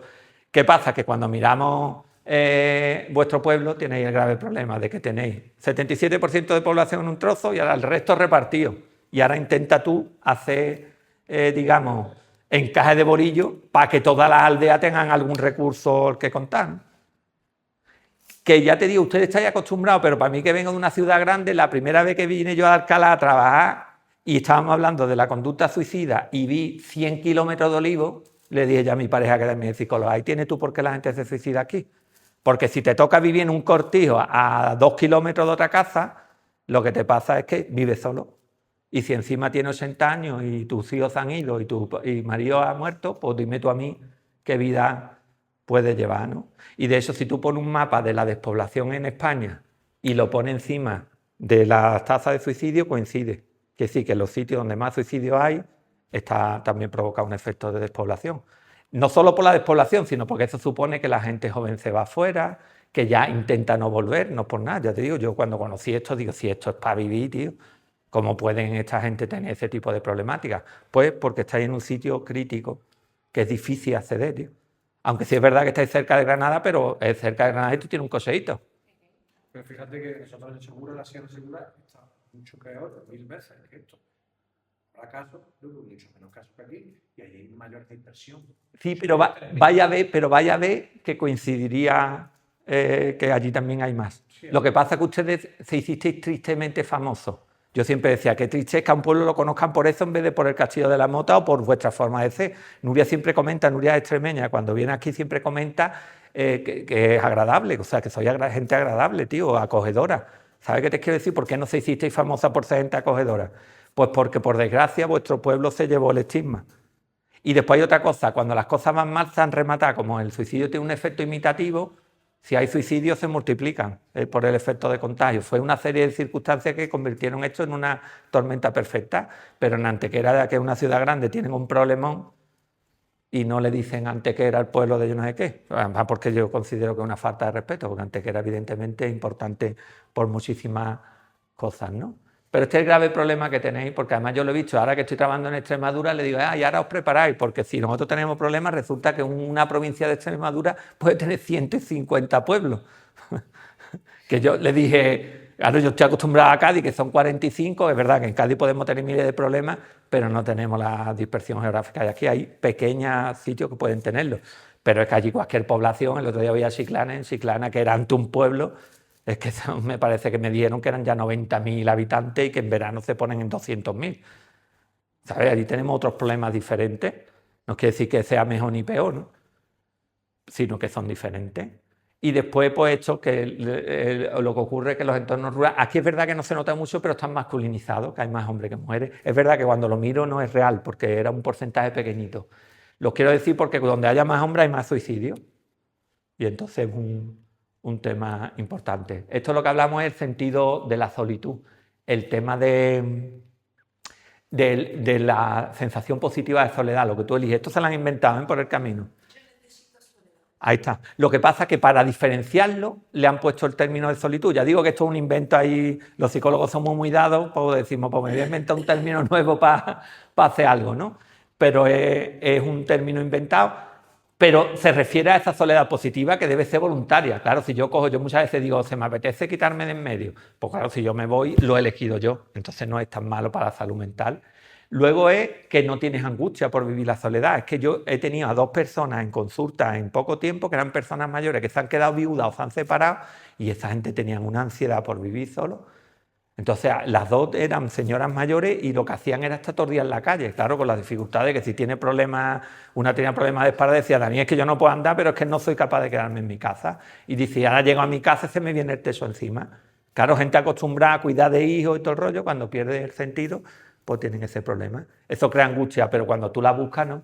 Si tú, a mí me dice mi pareja, descansa y vete 2 días a Granada, he estado 2 días en Granada solo haciéndome el tonto, haciendo como el que trabajaba y no he hecho nada. Y cuando me he levantado digo, mira, pues como has hecho, como nada, has dado una salita de 1 hora y estás sin nada, pero es elegida. Y pues, te da una huertecita, te crees tú que estás de vacaciones y está bien. Y después porque eso sí es verdad que cuando yo estoy tranquilo soy muchísimo más productivo. Muchas veces a mí me ha encantado siempre escribir el sueño de mi vida, escribir. Y claro, si tú yo trabajando todo el santo día no se me ocurre nada, pero si yo paro 2 días, el cerebro toma, esto. Porque para, ¿sabes? El gran problema también que tenemos ahora es la velocidad. Yo me he hecho 8 cursos en 8 provincias en menos de un mes. Eso es una locura. Tengo un coche nuevo que ya tiene, no me acuerdo cuántos kilómetros, no quiero ni decirlo, 30.000 kilómetros le he hecho en... ¿Sabes? Y eso no soy yo. Soy yo, pero porque soy prototipo de la sociedad actual, ¿no? Eso no tiene ninguna lógica. Porque estoy diciendo eso mientras que he trabajado para 5 organizaciones, para que me entendáis. No es que haya hecho esos cursos, sino que mientras pues, estoy con los grupos de duelo y todo el tipo de historias estas, ¿no? Esto no os lo voy a poner porque es muy desagradable, pero esta es la película para que ustedes entendáis lo que es la sociedad. Lo puse, pero luego la miré. Yo esta película la vi en su momento, la he visto varias veces y la pongo siempre como ejemplo para que entendáis lo que es la soledad. Es de Johnny cogió su fusil.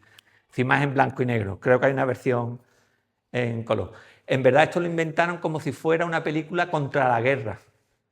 Porque es de un señor que durante la Primera Guerra Mundial pisa, creo que era una mina, y bueno, pues le amputan las 2 piernas, los 2 brazos, no tiene nariz, total, lo dejan destrozado, no pierde la capacidad de hablar. Ya digo que es una crítica a la guerra, pero tú lo piensas y tú dices, pues ese sí que se sentía solo. Porque incluso llegan a pensar que no es capaz de pensar. El hombre lo único que tiene es el cerebro en condiciones, que es lo peor que hay. Porque el señor en la película va contando lo que va pensando y es tremendo, ¿no? La incapacidad de poder comunicarse con el otro. Luego una enfermera le enseña a comunicar. Bueno, se dan cuenta que son capaces, no me acuerdo cómo era, si era con el tacto, no me acuerdo, porque también hay una película y un libro que se llama La mariposa y la escafandra, y el señor lo que aprende es a pestañear. Y al pestañear, pues te va diciendo la letra, ¿no? Tú vas dándole al alfabeto y él te va diciendo la letra que quiere. Pero es tremendo. En el caso de la escafandra, esto es porque hay un síndrome que se llama el síndrome de la escafandra, que es una enfermedad que te queda así, paralizada, el cerebro funciona, pero el cuerpo se queda quieto, y en este caso era por la guerra. Si tú te metes, pues si tú ves esta película, yo la vi el otro día este trocito para ponerosla a ustedes, pero digo, esto no se lo pongo yo a la gente porque les van a salir de allí que es feria. Pero además es que te angustia. Yo digo, ¿tú por qué te angustias si tú no has vivido una guerra? Porque te retrotrae a aquellas veces que tú te has dado cuenta que era como que no puedes comunicarte, que estás solo, tío. ¿Sabes? Y lo que hace es que sufre. Ya te digo que yo lo vi el otro día y digo, no veas, si yo lo he visto 20 veces, ¿por qué me impacta tanto? Es porque te lleva a esos momentos de tu vida que te dice, esto era yo muy pequeñito, pero como nosotros teníamos, ya digo, una moral cristiana profunda, recuerdo que yo tenía pesadillas por las noches, sería muy chiquitillo, y era como que venía el demonio o el diablo, lo que fuera, lo que como yo lo representara, y yo no podía comunicarme con mi madre, que era lo quien yo pensaba que me iba a proteger, ¿no? Era la sensación de que no tenía a nadie, era como que no podía emitir voz. Como veis, como yo hablo tanto, el hecho de no poder hablar era lo peor que me podían hacer, ¿no? Aquí están los colectivos de riesgo que sufren este tipo de historias, la juventud, la gente más mayor, las personas con discapacidad. Mira, basta con que tú cojas una maletita de esta con ruedecita, que es una tontería, ¿no? Pues paséate por tu pueblo, que va a flipar.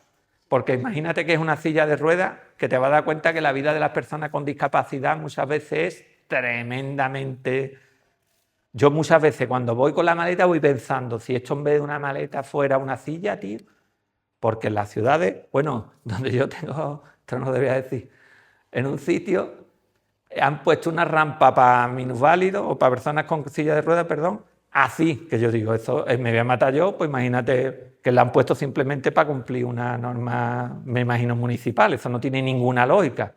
Es que para eso no hagan nada, es que eso es una falta de respeto, ¿no? Que es que yo cuando lo vi la primera vez digo, pero por ahí ¿quién se va a bajar? Pero eso lo he visto yo en más de un sitio, le dice el ayuntamiento que lo tiene que salvar y dice, pues pon ahí lo que sea, ¿no? Con lo cual tú llegas y tú dices, pues me siento taco de bien con el respeto que me tenéis, ¿no? Y otra historia que he visto ahí, que tenéis incluso las personas que vienen de fuera, aunque le vayan estupendamente, de otros países. He visto ahí que tenéis una actividad para personas inmigrantes, no sé si era la segunda feria o la segunda cumbre, no me acuerdo lo que tenéis ahí. Claro, porque es que venir de fuera es tremendo, porque es un choque cultural tremendo. A mí el flamenco no me gusta, a mi padre le encantaba, a mí no me gusta, pero si yo salgo y voy a Alemania y me llevo allí 2 semanas y escucho a alguien cantando flamenco, lloro. Porque es un signo de identidad mío, ¿sabes? O si voy a cualquier sitio, el otro día fui a un sitio que estaba bueno, no me acuerdo dónde era, y veo que tenía una bandera del Cádiz, del Cádiz Club de Fútbol. Yo no soy, ni me gusta el fútbol ni yo soy de Cádiz, pero digo, mira, este es de los míos. Y le digo al hombre, ¿tú que eres de Cádiz? ¿Sabes qué te digo? Es una cosa, pero una cosa absurda, ni yo soy del Cádiz, pero claro, lo vi, digo, ese es el escudo del Cádiz Club de Fútbol, porque te sientes como identificado. Pero a lo que vamos es porque te sientes más solo que la una. ¿Sabes? Porque muchas veces, aunque te vaya bien, tú puedes encontrar trabajo y entre otras cosas porque y va a ocurrir que muchos de los chiquillos que vienen aquí van a generar problemas con el tema este de lo que se denomina el síndrome de Ulises. Esto es porque el problema de la soledad tiene que ver con una mirada de carácter social. El que se siente mal no es porque tú tengas una deficiencia tuya, sino porque la sociedad tampoco acompaña mucho para coger lo diferente. Y en nuestra sociedad, además, si tú le cuentas 3 veces un problema a otro, te dice, yo no estoy aquí para acusar problemas de la gente, porque te han enseñado como que lo bueno es ir a la feria. A la feria hay que ir todos los días y hartarse. Pero porque eso te fomenta la historia del contacto humano. Pero hay veces a lo mejor que no se trata de ir a la feria, ¿no? Yo no sé aquí cómo lo tendréis, pero es igual que en todos lados. Llega abril y ya todos son ferias. Y bueno, es que digo abril por no decir que nosotros empezamos en febrero con el Carnaval de Cádiz. Claro. Y entonces llega septiembre y cerramos el chiringuito en septiembre, que de febrero a septiembre... Ahí está. Eso no está mal, ¿eh? Bueno, y han hecho una cosa, que es pegar una con otra, porque antes empezaba en diciembre, pero ya el señor este de Vigo, el alcalde de Vigo, ha decidido que que Semana Santa ya tiene puesto en las luces. Claro, y después eso tiene también un enorme estrés, porque eso va acompañado, eso está hecho por un efecto comercial. Lo que estamos intentando es que la gente gaste, que produzca, pensando que eso es positivo, y eso es un día justamente lo que va a ocurrir, totalmente lo contrario. Lo que estamos hablando de residir, si miráis, el problema que tenéis es que vaya a tener mucha gente que está viviendo en una casa, uno solo. Y después, en vuestro caso, que sois pueblo, puede ocurrirte que la casa de esa señora tenga 300 metros. Mi suegro, que vive en Extremadura, el hombre tiene un pedazo de casa y vive solo. Para eso me es un apartamento de una habitación, que te sientes más acogido. Pero cuando tú tienes 300 metros, tienes 16 camas y resulta que tú duermes en la más chiquitita de... Pues tremendo. Y lo que estamos hablando no es lo mismo que tú vivas solo porque te dé la gana y porque tú has optado de vivir solo, que eso está bien, lo que le denominan ahora single, pues eso, bueno, es una opción de vida que yo respeto y que me parece muy adecuada si tú lo quieres, a que tú tengas, por ejemplo, una pérdida afectiva, que pierda a tu pareja por o un divorcio o el tema peor, ¿no? Que sea por muerte. El divorcio puede tener un contenido positivo, pero la muerte, por desgracia, no tiene nunca una lectura de carácter positivo, como mínimo neutral, ¿no? Y luego porque todo eso se une a las historias de la precariedad, a la vulnerabilidad económica, que quiere decir un señor que se jubila y resulta que ve recortado su sueldo, ¿sabes? Nosotros tenemos siempre la amenaza de a ver si vamos a cobrar alguna pensión. Yo ya voy a hacer o de los últimos o de los primeros no cobrar. Y eso es un problema, porque cuando tú ya no puedes trabajar, que no tengas, no para comer, que para comer te llega, pero que tú no tengas forma de... Y después el desempleo, ¿eh? Y en varones, sobre todo, lo que nos dimos cuenta también el grave problema que es cuando pierde el trabajo. Cuando llegó la crisis, uno de los graves problemas que hubo es que la gente cuando perdió... No es lo mismo que tú estés parado toda la vida, que ya te has acostumbrado, a que un día tú estés trabajando y al día siguiente te veas tú que estás parado. Es tremendo. Pero eso es lo que te digo que es un error, porque eso sí que es una cuestión educacional. Yo tenía que haber dicho, como voy a conseguir trabajo, me voy a coger 4 meses de vacaciones. Y yo no tardé ni un día en encontrar otro trabajo. Con lo cual yo llevo ahora mismo 2 años que no he tenido ni un solo día de vacaciones. O sea, no digo el mes normal, que yo me cogía todos los años, sino ni un solo día. Y puedo decir hasta 4 o 5 años antes de perder el trabajo. Porque la lógica es que si me quedo quieto, pienso, tus hijas. Una cosa absurda si mis hijas viven como reinas. Pero y bueno, después lo que tú dices, es el concepto no solo de ego, sino de inutilidades. Y bueno, ¿tú qué haces en la vida, tío? Uno de los grandes crisis que yo tenía es cuando yo trabajaba en determinados sitios, no los voy a nombrar, y llegaba a mi casa y mi hija me preguntaba, papá, ¿tú de qué trabajas? Y yo se lo contaba y me decía, yo no te entiendo. Porque no era entendible. ¿Sabes qué te digo? Era una crisis tremenda. Porque no le podía explicar en qué era yo productivo. Ellos sabían que comían y vivían bien, pero las niñas decían, ¿y eso qué es, tío? ¿Sabes? Nosotros necesitamos lo que estamos hablando, de que tu trabajo sea útil, ¿no? La discapacidad, lo que estamos hablando, la exclusión estructural, por lo que estamos hablando, que no tienen los mismos derechos porque hay muchos sitios donde no pueden ir. Esto es de vuestro pueblo, que estaban arreglando una calle.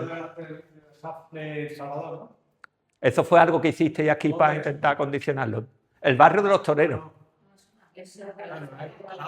Pues me he equivocado. Pero ya me pasó la primera vez. Verdura de pata, esto lo tiene que cortar. Es que no me he dado cuenta de que era... Pero vamos, lo cogí a Alcalá. Pero que seguro que lo había hecho porque pillé varios y me gustó más este. No me di cuenta que era Alcalá de Guadaira. Pero pillé uno de Alcalá, por eso me he confundido. Porque estabais haciendo cosas para adaptaciones... Claro. Porque el mundo no está fabricado para eso. Mira, una tontería, pero la última vez que he ido de vacaciones a Portugal, me di cuenta que el ayuntamiento había decidido que se podía aparcar en las aceras. Lo cual viene divino para que tú aparques cerca de tu casa, pero viene como el culo para la gente que va mandando. Porque ya vas asustado andando de espaldas con los coches pasándote por al lado. Yo que voy con son 2 mujeres ya, pero son mis hijas, ten cuidado. Al final digo, es que estoy más estresado que en Jerez, me quedo mejor en Jerez. Hay que tener cuidado porque las medidas que tú pones para favorecer una cosa que antes se vio muy mal y que es el mayor acierto que se puede hacer en una ciudad, es peatonalizar calles. Antes eso era, peatonalizaba una calle y el pueblo se te ponía que le metía fuego. Pero las calles peatonalizadas fomentan mucho las relaciones sociales porque no tiene que estar atento al rollo de mirar a ver quién te va a atropellar, ¿no? Y hay sitios como esto es grande, pero no es tan grande como para que tú no puedas ir andando a los sitios, ¿no? Yo cuando vengo aquí aparco mi coche en el primer hueco que veo y hasta que no me voy no lo cojo. Porque además me parece absurdo, aumenta muchísimo el estrés, ¿no? Después está el hábitat en entorno geográfico. La población joven está peor en el medio rural y los ancianos suelen estar peor en el medio urbano, en los grandes sitios. ¿Sabes? Y además estamos viendo también una cosa que es el envejecimiento de la población. Y ahora nos vamos a enterar. En muchos sectores lo que va a pasar es que se va a jubilar la gente en masa, porque vienen del baby boom y la gente que viene por detrás son menos. Quiere decir que menos van a tener que cuidar de más, para que veamos los problemas futuros. Te dicen que el COVID fue un problema, lo que estábamos hablando antes de la historia de la soledad que provocó, pero también te dice que cuando tú le preguntas a los adolescentes, dice que sí, pero que no, que yo ya venía mal de antes. Que sí, que probablemente estamos en una sociedad que está potenciando más esta soledad que tiene que ver con las redes sociales. Las redes sociales para mí sí son negativas, ¿eh? Yo he dejado de estar en ninguna y si lo veis es que ya no pongo, antes ponía cosas en el estado del WhatsApp y hasta eso quitado. Y yo me gano la vida con ese tipo de historias, ¿no? Haciendo publicidad de las cosas que hago, ¿no? Pero decidí que no me interesaba ese mundo. Porque además es un mundo falso, donde tú lo que pones son circunstancias que no son reales, no corresponde al verdadero tú, ¿no? O sea que yo tengo una perspectiva negativa de las redes sociales, no de Internet ni de la inteligencia artificial, ¿eh? Que pienso que es el futuro. Y después pues, tiene que ver con la historia de la violencia estructural, que va a tardar un rato en ponerlo, pero quiere decir que realmente estos productos de que la sociedad muchas veces es agresivo con la gente, ¿sabes? Con todo lo que es diferente, ¿no? Y porque hay una desigualdad de poder y de oportunidades. Yo pienso muchas veces, que lo he comentado muchas veces en varios sitios, que yo tenía una vida buena, tío. Pero es que no todo el mundo ha tenido las oportunidades en la vida que he tenido yo. Nosotros no éramos ricos, ¿eh? Pero yo pude tener mi carrera universitaria por lo que sea. No tuve problemas, ¿verdad? Que me ha ido bien en la vida. Pero es que yo miro y digo, es que este hombre no partió en la vida con las mismas cartas que yo. Yo llevaba póker de hace, pero es que este hombre le han dado las cartas peores que había en la baraja, ¿no? Y eso, en cierta forma, es violencia estructural. Yo veo muchas veces a gente, digo, este hombre ha partido de una situación que no era para nada la mía. Y esto tiene un impacto en salud, pues hay un mayor riesgo de infecciones, por todo lo que estábamos hablando antes. Y luego pues, se une a la salud mental y al riesgo autolítico, que es lo del riesgo de conducta suicida. Que cuando estamos sintiéndonos más solos, pues hay eso. Además, esto lo pongo porque muchas veces dices que no tenemos dinero porque nos lo gastamos en tontas. Porque vuelvo a repetir, si tú hicieras una remodelación del sistema sanitario y en vez de recetarle a toda la gente que tomara un fármaco, le recetara que viniera a esta actividad, pues saldría un millón de más rentable y mejor para la gente. Pero vivimos en un mundo donde todo se potencia a través de los fármacos, de las soluciones fáciles. Muchas veces me hace gracia porque dices que hace mucho calor, lo que estaba diciendo antes, cuando no es frío y cuando no es carnaval y cuando no es feria, pero que yo hago cosas a lo largo de todo el año y todos los años la gente que no quiere ir a los sitios pues pone una excusa. Ahora te digo una cosa, que diga tú mañana que va a dar aquí una fiesta, que le va a dar de comer jamón y te viene y tiene tú que da paella gratis. Claro, claro. Por lo tanto, la historia, yo siempre digo que esto es, cuando yo trabajaba en tabaquismo, pasaba un test, una tontería, pero pasaba un test que se llamaba el test de Richmond, que consistía en valorar la motivación que tú tenías para participar. Y a mí me daba coraje hacer ese test, porque esto es una pérdida de tiempo. Lo voy a demostrar la motivación de la gente. En el puerto de Santa María, que es un sitio costero, el 16 de julio, lo citaba yo a las 5 de la tarde. ¿Tú vienes? Pues estás motivado. ¿Tú no vienes? Pues no estás motivado. No me cuentes historias. Cuando tienes que ir al médico, mi hija tuvo que ir al médico y parar el mundo. Pues cuando tiene que venir a este tipo de historia o algo de carácter psicológico, si te interesa viene y si no, no venga. Que a mí además me parece justo, que yo a lo mejor no vendría si tú organizas esta actividad aquí, que no digo que... pero que voy si quiero y me esfuerzo si me da la gana. Consecuencias de la soledad no deseada, está hablando de 14.141 millones al año. Quiere decir que si lo trabajáramos de otra forma, pues esto nos lo ahorráramos en todas estas cosas. En la factura sanitaria directa, en el impacto productivo y en la mortalidad prematura asociada. Y después te hablan de este concepto epidemiológico que es los años de vida ajustados por calidad, porque quiere decir que por culpa de la soledad, aquí no se trata solo de vivir por vivir, yo para qué quiero vivir 80 años si no estoy bien, pero si, ¿sabes qué te digo? Si voy a estar con 80 años me voy a sentir más solo que la una, pues no quiero vivir. Entonces lo que te habla es que hay que potenciar también los años de vida de calidad, ¿no? Y lo que te hablan porque esto es un gran drama. He puesto ese dibujo, es de Bután, porque allí... Y esto hay que tener cuidado, pero en Bután fueron los primeros que dieron, en vez de medir el Producto Interior Bruto, vamos a medir el tema de la felicidad. Y se inventaron 21 criterios. Digo que hay que tener cuidado, pero a esta gente le ha ido bien. Creo que Bután es una dictadura, que sí que les va a regular. Pero que por lo menos dijeron que aquí no se trata de producir mucho, sino de que la gente de mi población sean felices, ¿sabes? La idea es lo que estoy vendiendo yo, Yo nunca he estado en Bután, me coge regular, me coge peor que Alcalá.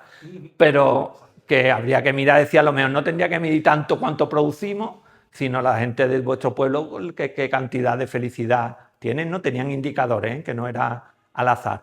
Lo que hemos hablado, lo que hay que hacer es colaborar. Además está demostrado que biológicamente si colaboramos vamos a vivir más, pero como sigamos compitiendo, lo que nos va a pasar es que nos vamos a meter en la Cuarta Guerra Mundial, pues la tercera ya la estamos viviendo y un día la vamos a liar. Porque además esto es una pelea por recursos, ¿no? Un día es por petróleo y mañana se me ocurrirá por otro tipo de recursos. Y te dice que además el altruismo, que antes se veía mal, porque decía, tú lo que tienes que hacer es competir para conseguir tus objetivos, que el altruismo no es una anomalía de la evolución, sino que es uno de los arquitectos primordiales. Que quiere decir que si tú eres altruista te va bien. Eso yo lo he demostrado. O sea, en mi vida yo tengo claro que yo muchas veces a ti no te conozco, tú me pides un favor y te lo hago. Y te digo yo que tú me la devuelves aunque no me conozcas, Tiene sus trucos para que eso ocurra. Quiere decir que la idea de reciprocidad funciona. Que es verdad que yo no tengo que hacer las cosas de ayudarte a ti para que tú me la devuelvas, pero que tengas claro que si yo te ayudo me la devuelves, Y de eso yo llevo viviendo así toda la vida. Que a mí me viene cualquiera que no me conoce y digo, ¿qué te hace falta? Y te la devuelve. Como son tantos, pues la calidad de vida que yo tengo en ese sentido, pues mucho mejor. Y te hablan, por ejemplo, para que lo veáis, las hormigas, ¿no? Que son un ejemplo de eusocialismo. Eusocialismo. Que es que viven incluso, que no todas se reproducen, sino que yo hago mi trabajo para que se reproduzca otro. Esto es una cosa animal, evidentemente. Pero es decir, ser capaz, hay una imagen, lo que pasa es que no la conseguí, se veía mal en YouTube, donde hay hormigas que para cruzar de una rama a otra, si no pueden, lo que hace es que van haciendo un puente y las otras hormigas pasan por encima. Es intentar entender que muchas veces tú te tienes que sacrificar para que tu familia, para que tu especie, para que tu colectivo... Y de eso así funciona el altruismo, ¿eh? O sea, a mí mucha gente me dice, ¿y tú para qué haces esto? Y yo digo, pues es que yo, me sale de forma natural, aunque sé, vuelvo a repetirte, que mejora la probabilidad de que luego me ayuden. Ya esto son las 7 o 8 cosillas que son importantes. Una es la compasión. No se trata de que tú te sientes, vos, por ejemplo, los que trabajan en servicios sociales y resulta que tú le digas, te entiendo, porque a mí que tú me entiendas me sirve para la mitad. Lo que me hace falta es que me digas, ¿qué tengo que hacer por ti?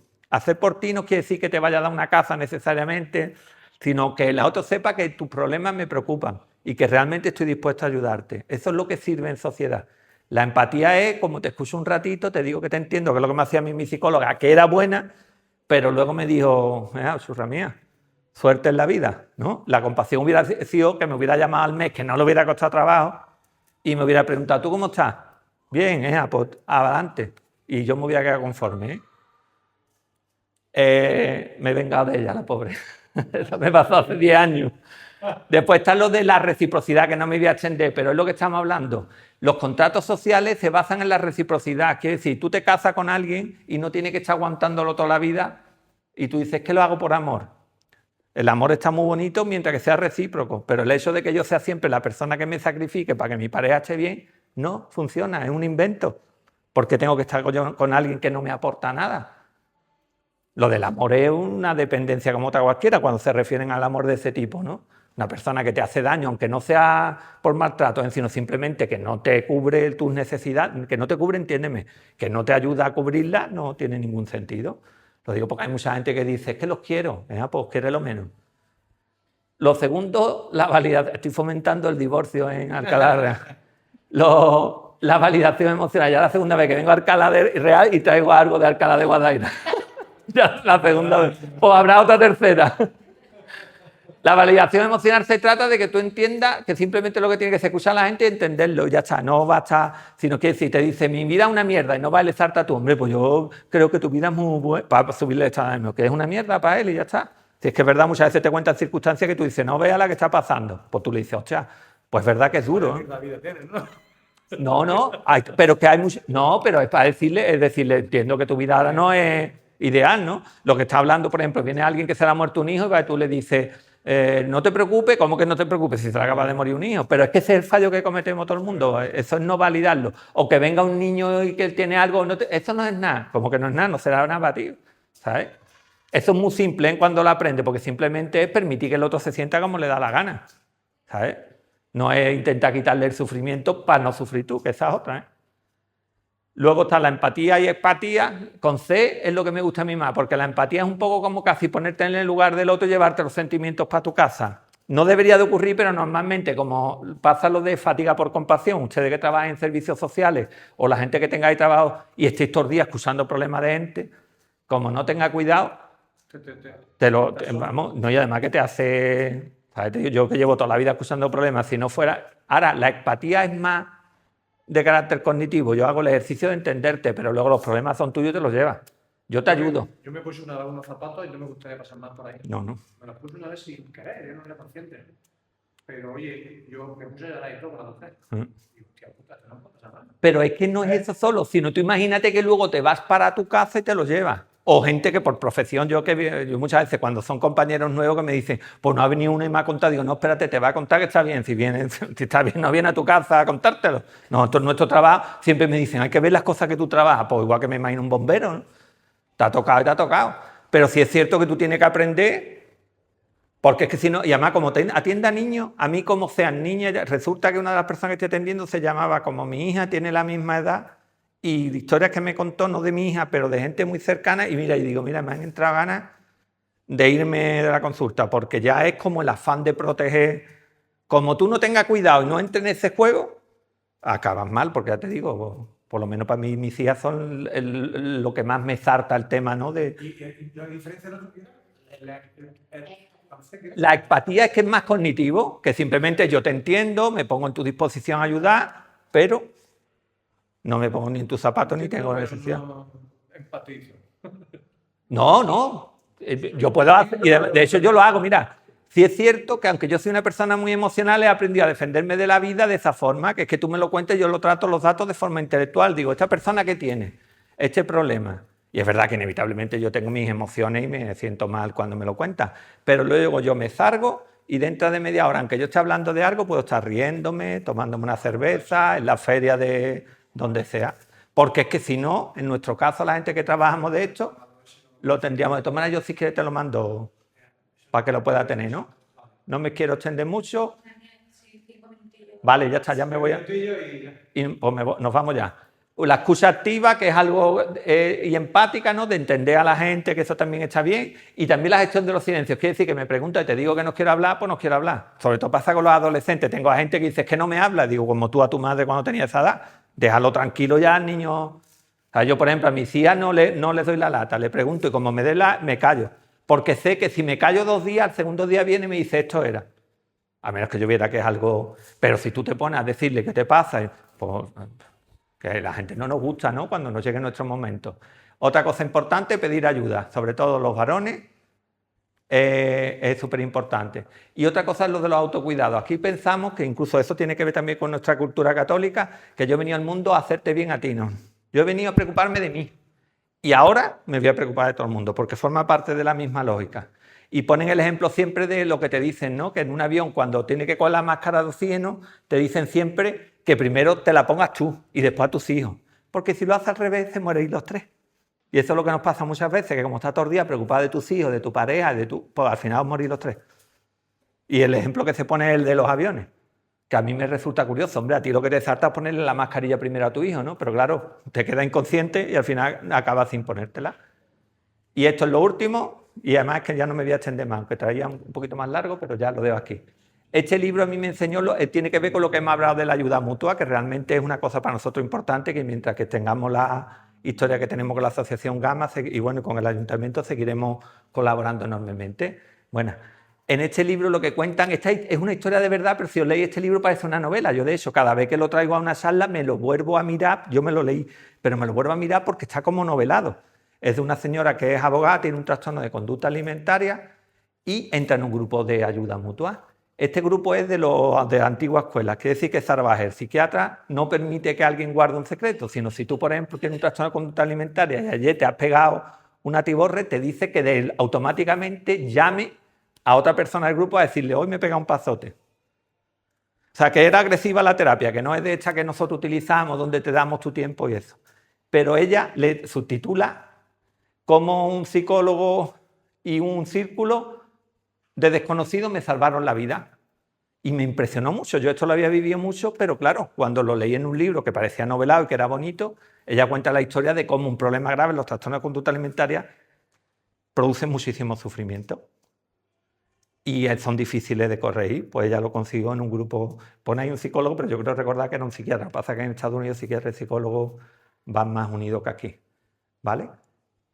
Yo creo muchísimo en los grupos de ayuda mutua y para despedirme, decir que mientras que ya digo que la historia que nosotros venimos a Alcalá, yo desde antes de conocer a ustedes siempre estábamos preocupados, no solo por Alcalá, eran varios pueblos, ustedes contactasteis con nosotros y nosotros empezamos a venir, ¿no? Ahora lo haré ya más a título personal, porque antes lo hacía más como presidente de Papageno, pero es la historia de fomentar este tipo de cultura, que no se trata solo y exclusivamente de que mejoréis los servicios, sino de que potenciéis desde el ayuntamiento y desde las asociaciones, que la gente cuando tenga un grupo se meta en una tribu y aprendan a ser autosostenibles. La única manera realmente de cambiar la mentalidad de un grupo, o sea, de un pueblo.